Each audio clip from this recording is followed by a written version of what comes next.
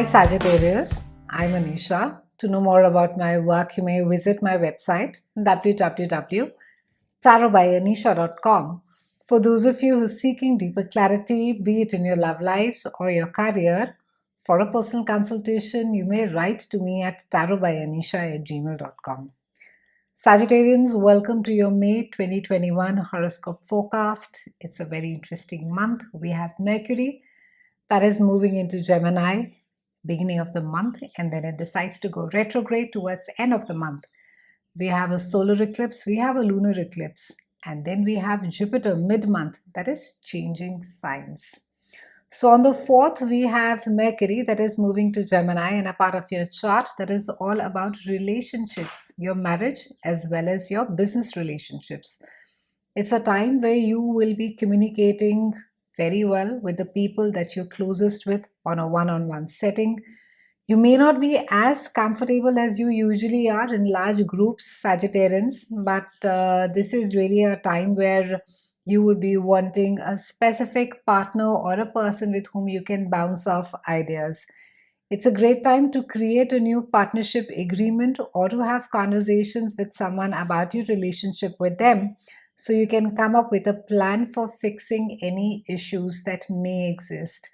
A lot of you will find yourself being quite comfortable and being quite good at negotiating, mediating, and compromising now. So it's a good period for dealing with contracts and disputes. You will be able to win over people as well with your persuasive charm. On the 9th, Venus is going to be coming along and helping you close the deal as far as any pending negotiation will be there. On the 11th, we have a new moon that is there in a part of your chart that is all about your work, and it is also about your health. A lot of you are going to be maybe starting a new project. Maybe you have started a new job as well. So there's going to be a lot of energy, a lot of focus that you could be putting at creating something new.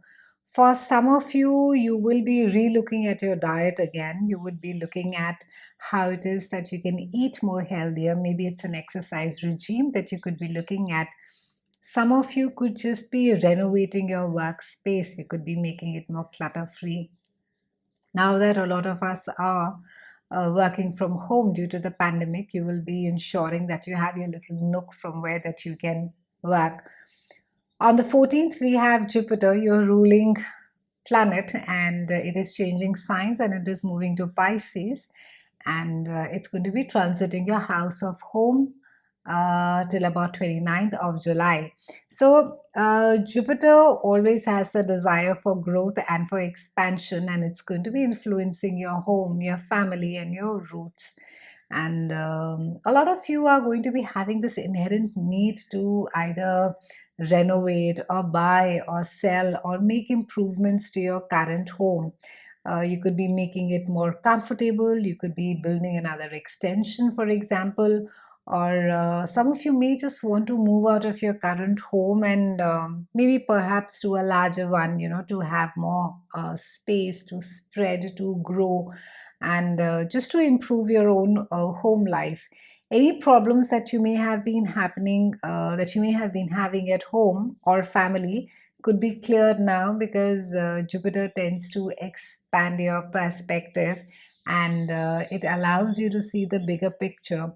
You'll feel generous towards your family, and they're going to be providing a lot of support, a lot of security for you as you will be needing it right now. Land and houses are also symbols of a stable inner world, and that's what this transit is really about. It's a good time to put down roots, find a place. A lot of you will be investing more in real estate, and you will be looking at a place where you can grow. Maybe you want your children to stay with you, and you could be building a floor for them. You could be building extensions of your house so that your children can stay with you. Having a secure foundation is essential when you want to secure your life beyond the home and out into the world. So, if you can achieve that now, it will be a great support to you later should your circumstances change or should things get problematic in the future. Now, whether you are looking for security, through family, or you're looking at inner stability and peace, your confidence levels are going to get improved, all thanks to Jupiter.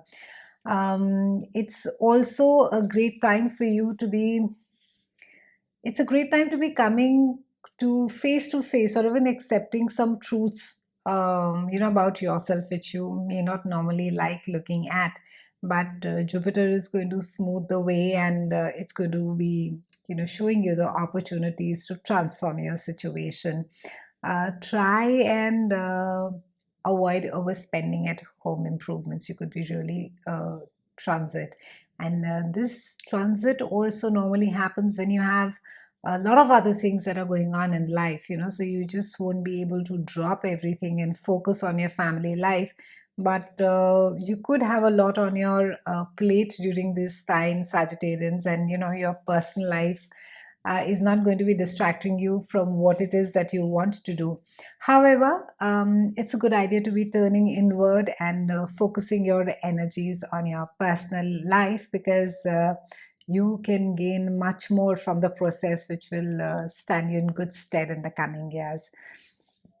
On the 26th, we have a lunar eclipse, and that is there in your house of earned income. And this is something that can affect your finances. So, what you're spending, even if you're really inclined to splurge or overdo it, try to curb it, at least for the next few months. And this house also rules self-esteem and value, so there could just be this sense that you could be reevaluating your worth. You could be seeing that, oh, if I have so much, then if I have like a huge house with a pool, with a this or a that, then my own sense of self-worth increases. So how much value you believe you have materially or intrinsically, and how much value you feel that you should be having, are two things that could be brought up for inspection. So it's one thing to share with other Sagittarians where you are and what you've accomplished in your career, and there's another thing about boasting and flaunting and trying to rub people's nose in it. So it's a very fine line. So it's wonderful if you have achievements. It's wonderful that you want to share and you want to talk about it, but try not to get on that high horse or be arrogant. End of the month, we have Mercury on the 30th, and Mercury is going retrograde. And this is happening in a part of your chart that is about your relationships. So it's maybe a time where you will be renegotiating your business partnership. Maybe, in personal relationships also, we have unspoken contracts and agreements that have developed over time. Yeah, simple things like who does the grocery shopping, or who sleeps on which side of the bed. So there are also other simple things like that you don't ever disagree with mother, or these rules can be taught to us through certain behaviors and through body language. What remains unspoken is likely to be given voice during this transit, and perhaps it is necessary for you to clear the path ahead. Alternatively, there could be some old issues that you thought you'd forgotten about them, or they're sorted, and they may rear up, and you could find yourself having to bite your tongue. So Mercury retrograde in this house of relationships, both business and as well as your marriage, your love relationships, it can serve to bring you closer by airing your differences and your grievances. And by the time that this transit gets over, you'll feel more closer to your partner.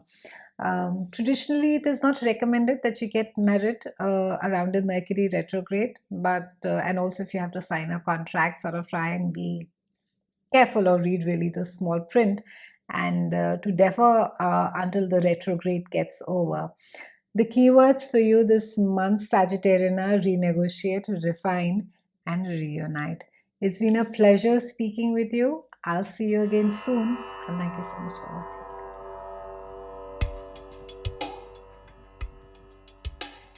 watching.